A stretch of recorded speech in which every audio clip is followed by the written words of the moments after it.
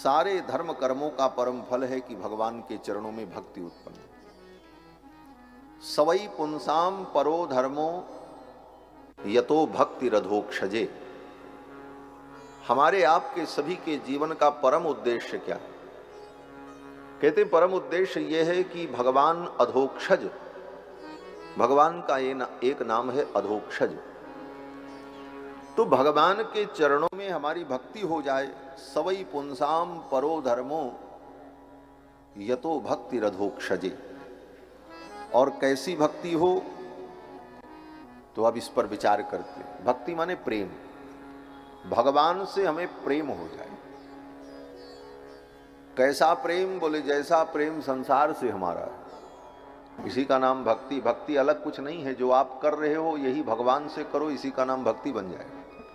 गोस्वामी तुलसीदास जी लिखते हैं कि कामी नारी प्यारी जिम, लोभी प्रिय जिम, दाम तिम रघुनाथ निरंतर प्रिय लागो मोहि राम। जिस तरह कामी पुरुष को स्त्री प्रिय होती है, लोभी को धन प्रिय होता है, उसी तरह हे प्रभु आप हमको प्रिय हो जाओ। तो जैसे आप संसार में स्त्री और वस्तु और धन से प्रेम करते हो, ऐसे ही प्रेम भगवान से हो जाए, इसी का नाम भक्ति है।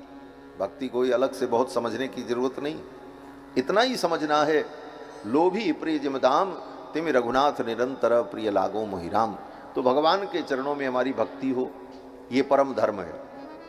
लेकिन वो भक्ति कैसी हो? तो कहते हैं अहै तो क्या प्रतिहता। ऐसी भक्ति हो जो अहैतुकी हो, जिस भक्ति का कोई हेतु न हो। अर्थात हम भगवान की भक्ति करें लेकिन उसके बदले में भगवान से हमको कोई कामना न हो। यहीं से भागवत शुरू होती। ये भागवत की कथा निष्काम भक्ति योग का उपदेश करने वाला ग्रंथ है। भक्ति तो सभी करते हैं, लेकिन सबकी भक्ति क्या है? बोले हेतुकी है, उसमें सब में हेतु है। भक्ति करते हैं इसलिए नहीं कि भगवान बहुत अच्छे हैं, भगवान से प्रेम करना चाहिए। भगवान की भक्ति करना बहुत उत्तम कार्य है, ये समझ करके नहीं करते। तब बोले भगवान की भक्ति करेंगे तो कुछ हमारा काम हो जाए। अपने स्वार्थ, 2 पैसे का फूल और फोकट का पानी चढ़ा करके करोड़ों का काम भगवान से कराना चाहिए। 2 पैसे का फूल और फोकट का पानी चढ़ाया, बोले महाराज हमारा ये काम बन जाए, ये काम बन जाए, ये हो जाए, वो हो जाए। ये भक्ति नहीं है, ये तो घोर अज्ञान है। और इसी अज्ञान में मानव जी रहा, भगवान को भी केवल यूज कर रहा, उपयोग। तुम्हारा ये काम न होता तो तुम्हें भगवान की याद भी ना आती, और इसीलिए व्यक्ति भगवान के पास जा रहा है। एक महात्मा कहते थे, कोई व्यक्ति अयोध्या में गया, हनुमान जी का दर्शन करके लौटा, तो संत ने पूछा, हनुमान जी दर्शन करने गए थे, क्या मांगा तुमने हनुमान जी से? बोले महाराज 50,000 की मेरी भैंस खो गई, मैंने हनुमान जी से कहा हमारी भैंस मिल जाए तो हम 51 रुपए का लड्डू आपको चढ़ाएंगे। महात्मा को हंसी आई। महात्मा ने कहा वाह भाई वाह, बड़े बुद्धिमान हो, तुम्हारे 51 रुपए के लड्डू के लिए हनुमान जी अपनी गदा लेकर के तुम्हारी भैंस ढूंढने जाएंगे? हैं? वो राम जी का भजन छोड़ करके, अयोध्यावास छोड़ करके, भगवान का चिंतन छोड़ करके तुम्हारी भैंस ढूंढने जाकर के, यही तुमने भक्ति की? इस अज्ञान से ये हिंदू समाज अभी ऊपर उठ नहीं पा रहा, इसी में जी रहा, इसी को भक्ति माने बैठा। लेकिन ये भक्ति नहीं है। भक्ति तो निष्काम प्रेम, भगवान से प्रेम। अहेतुकी, अहेतुकी माने जिसका कोई हेतु न हो, अप्रतिहता, और ऐसी भक्ति हो जो कभी समाप्त होने वाली न हो। जब हम स्वार्थ से भगवान की भक्ति करते हैं तो वो भक्ति स्वार्थ पूरे होने के बाद बंद हो जाती। क्यों? बोले काम हो गया, जिस काम के लिए कर रहे थे वो काम बन गया, तो अब क्या मतलब भगवान से? अब फिर जरूरत पड़ेगी तो भगवान को याद कर लेंगे। तो ये भक्ति अप्रतिहता नहीं होती, ये भक्ति रुक जाती है। सूत जी कहते हैं ऐसी भक्ति हो जो अहेतुकी हो और अप्रतिहता हो। और ऐसी भक्ति अगर भगवान में हुई तब ज्ञान वैराग्य पैदा होंगे। भक्ति के पुत्र हैं ज्ञान वैराग्य, अभी चर्चा आई थी। सूत जी कहते हैं वासुदेवे भगवती भक्ति योग प्रयोजिता। भगवान वासुदेव में अपनी भक्ति को जोड़ दो। इसको इस तरह से भी समझो कि भक्ति स्त्री है और तुम्हारे हृदय में उत्पन्न हुई, तुम्हारे उर में उत्पन्न हुई, तो वो तुम्हारी बेटी है भक्ति। तो उस भक्ति का ब्याह कर दो भगवान से।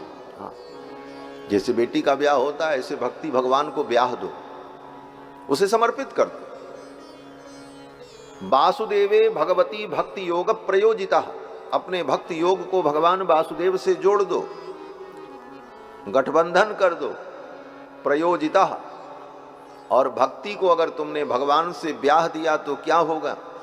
बोले कन्या का जब विवाह कर दिया जाता है तो कन्या संतान को जन्म देती है। जब इस भक्ति का भगवान से विवाह हो जाएगा तब ये भक्ति दो पुत्रों को पैदा करेगी। एक का नाम ज्ञान होगा, एक का नाम वैराग्य होगा। जनयत्याशु वैराग्यम।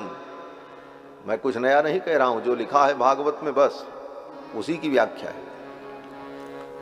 जनयत्याशु वैराग्यम ज्ञानम च यद हेतुकम। वो भक्ति जब तुम अपने भक्ति को भगवान से जोड़ दोगे तो ये भक्ति जन्म देगी। कितना दिन लगेगा जन्म देने में?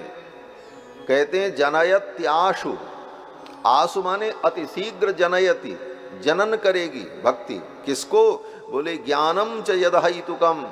वैराग्य और ज्ञान, ये दो पुत्र इसके उत्पन्न हो जाए। हमारे आपके जीवन में ज्ञान वैराग्य क्यों नहीं पैदा होता? क्योंकि हम भक्ति को भगवान से ब्याहते ही नहीं। और भक्ति हमारी स्वार्थपूर्ण होती है, इसलिए उस भक्ति के द्वारा न ज्ञान पैदा हो रहा है न वैराग्य पैदा हो रहा है। सूत जी कहते हैं कि हे मुनियों, धर्मस्वनुष्ठित पुंसाम विश्वक्सेन कथासु यह नोत्पादयेद यदि रतिम श्रम एव ही केवल। तुमने दान किया, यज्ञ किया, तीर्थ में गए, संतों की सेवा की, गरीबों की सेवा की, जीव जंतुओं की सेवा की, इन सारे धर्मों का फल क्या है? बोले इन सारे धर्मों का फल है कि भगवान के चरणों में भक्ति उत्पन्न हो जाए। बहुत बड़ी सेवा तुमने की, दुनिया की, सब कुछ किया, लेकिन भगवान के चरणों की भक्ति उत्पन्न नहीं हुई तो तुम्हारा ये किया कराया केवल श्रम मात्र था, परिश्रम किया, इसका वास्तविक फल नहीं मिला। सूत जी कहते हैं धर्मः स्वनुष्ठित पुंसाम विश्वक्सेन कथासु यह नोत्पादयेद यदि रतिम श्रम एव ही केवल। अगर भगवान के चरणों में रति उत्पन्न नहीं हुई तो तुमने केवल परिश्रम किया, इन किए हुए कर्मों का सही फल तुम्हें प्राप्त नहीं। अर्थात जो कुछ हम धर्म कर्म करते हैं, दान यज्ञ तप तीर्थ, इन सब धर्मों का फल है कि भगवान के चरणों में हमारी भक्ति दृढ़ हो जाए। इन सब का उद्देश्य एक ही।